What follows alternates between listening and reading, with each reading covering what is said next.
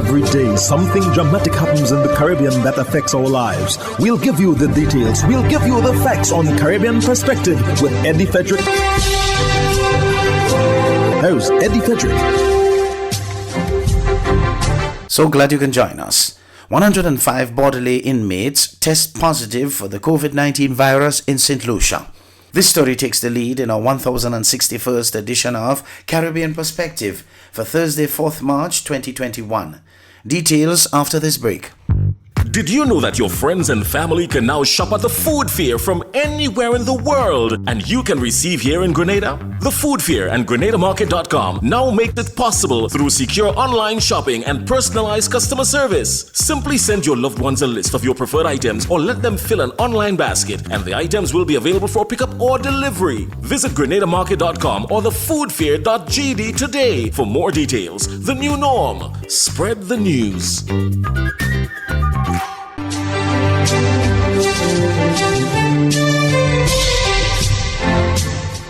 Welcome back.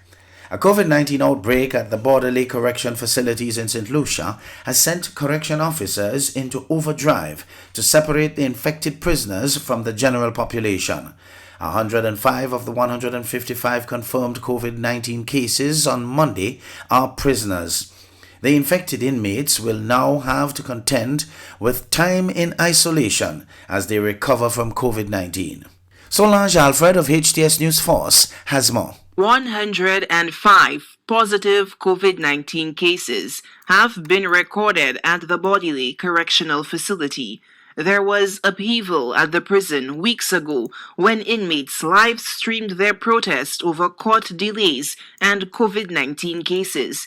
Ironically, the inmates were seen on camera skirting social distancing protocols in their bid to bring across their grievances. The aftermath of the prison riot is now rearing its ugly head.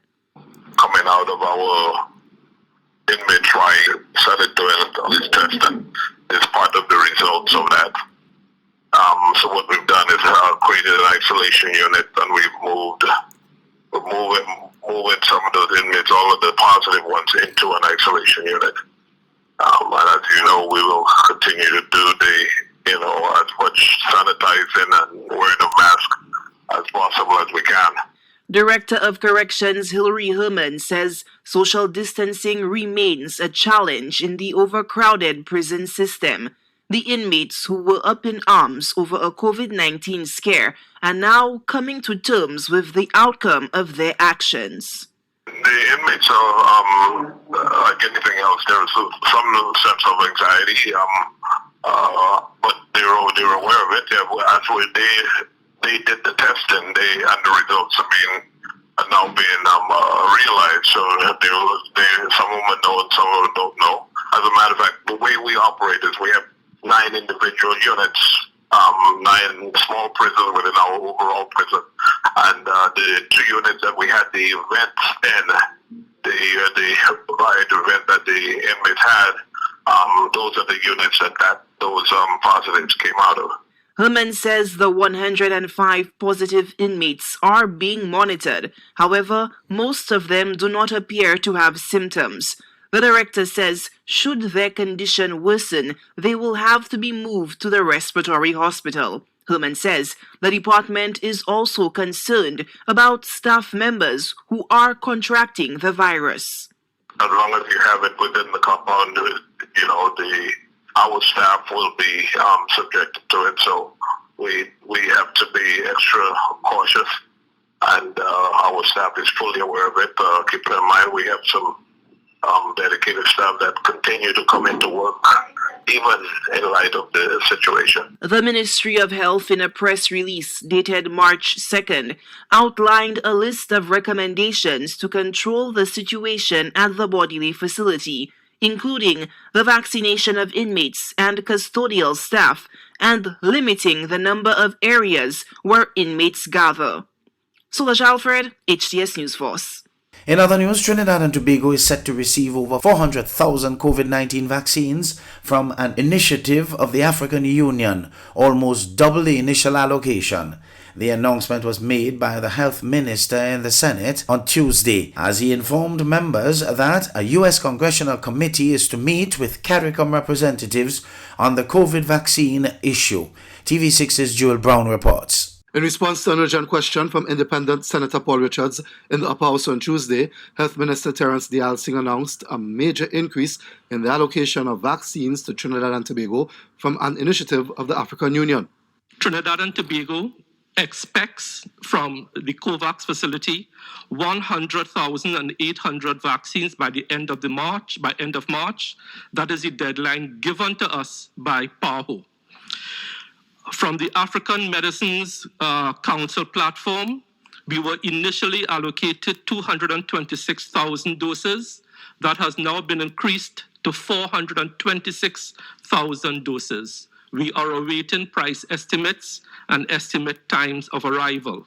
On February 24th, the Health Ministry said that Trinidad and Tobago had signed off on the purchase of COVID-19 vaccines via the African Medical Supplies Platform, which made available to CARICOM states a block of 1.5 million doses of vaccines. Through the Ministry of Foreign and CARICOM Affairs, approaches have also been made, as stated publicly, to India, China, Germany, France, and Canada. In addition, the Ministry of Health is in bilateral talks with several vaccine manufacturers. Senator Richards raised his urgent question while making reference to statements made by Prime Minister Dr. Keith Rowley. In light of recent concerns expressed by the Honourable Prime Minister and CARICOM Chairman that small countries are being overlooked in favour of larger countries in the global COVID-19 vaccine rollout, what, if any, immediate intervention is being pursued by government? The Health Minister also made another major announcement as he made reference to comments made by Dr. Rowley during a WHO media conference on February 18th. The Prime Minister disclosed that on that occasion, CARICOM had called for the WHO to convene an international convention to essentially address the equitable distribution of the COVID-19 vaccine. I have been informed by the Minister of Foreign and CARICOM Affairs that out of this call, the Chairman of the House Foreign Affairs Committee intends to hold a Caribbean-US roundtable on Wednesday, 24th March, on vaccines and small island developing states. Minister D'Alsing was making an apparent reference to the U.S. House of Representatives Committee on Foreign Affairs, which is responsible for oversight and legislation relating to foreign assistance. On its website, the FHAC's chairman, Gregory Meeks, announced its schedule for March, which shows the committee will convene its members on March 24th at 2 p.m. for a roundtable with CARICOM ambassadors. This will be closed to the public. Joel Brown, TV6 News. You're listening to Caribbean Perspective with Eddie Frederick.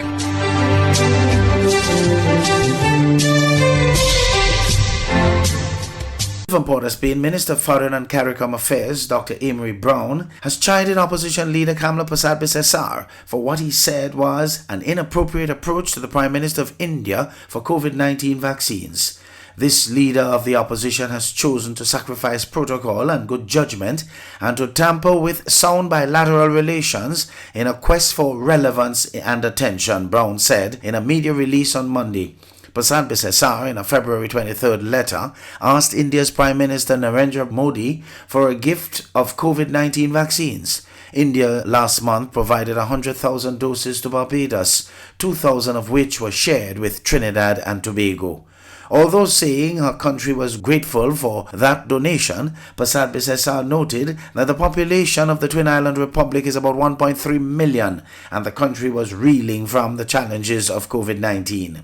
Over the last 2 weeks, we have repeatedly asked the government of Trinidad and Tobago to reach out to your government for assistance. Honorable Prime Minister, it is my respectful view that it is only with your direct, timely intervention and generosity that we may be able to combat the pandemic's challenges at present.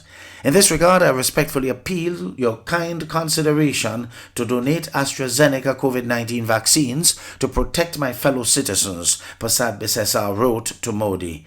However, Brown said the opposition leader had contacted the Indian leader even after the public was informed that Prime Minister Dr. Keith Rowley had written to him requesting vaccines. The decision by the leader of the opposition to try to insert herself into a matter of ongoing government-to-government communication must be seen for what it is, an attempt to position herself to claim, in retrospect, that her letter was the one that achieved any particular outcome, he said in his statement. Almost every public statement on COVID-19 offered thus far by the leader of the opposition has been made in complete defiance of modern science and reality. On the heels of the World Health Organization's praise of our nation's ongoing success in fighting the COVID-19 pandemic, it is unfortunate that the leader of the opposition has now chosen to disregard protocol between states as well. In addition to the donation to Barbados, Dominica has also received 70,000 doses of the Oxford AstraZeneca vaccine, and India has also sent St. Lucia 25,000 doses, St. Kitts and Nevis 20,000 doses, St. Vincent and the Grenadines 40,000 doses, Antigua and Barbuda 40,000 doses, and Suriname 50,000 doses. Jamaica's Minister of Foreign Affairs, Senator Kamina Johnson-Smith, also said India was sending a gift of 50,000 doses due to arrive in the coming days. The 2021 budget in Guyana is designed to keep the people of the country poor for reasons clearly outlined in our presentations. I cannot support this budget. The words of Leader of the Opposition, Joseph Harman, during his budget debate presentation on Monday at the National Assembly.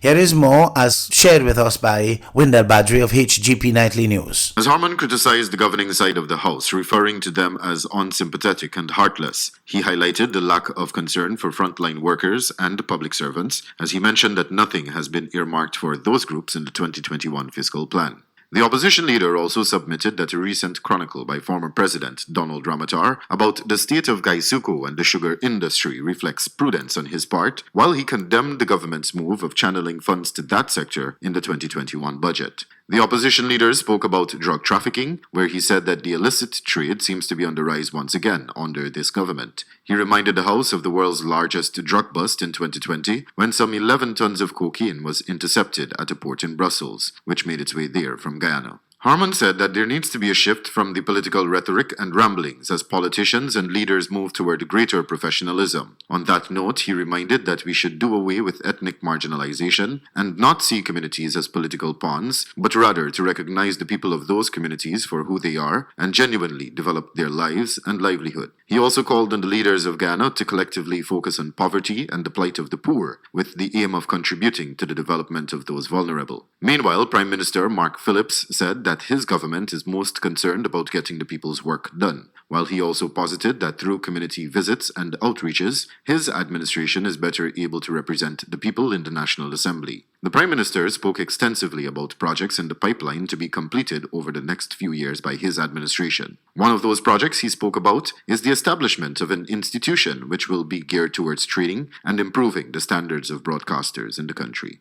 Wendell Badri, HGP Nightly News.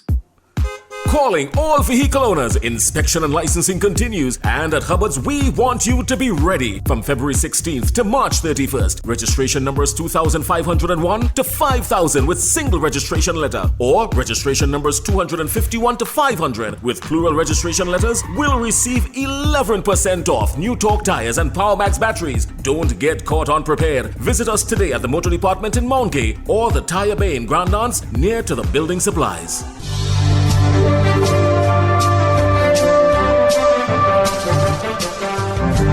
I am Eddie Frederick. This has been Caribbean Perspective, a whole new approach to highlighting developments in the Caribbean. In the meantime, please continue to log on to CaribbeanPerspective.com for more daily news and more.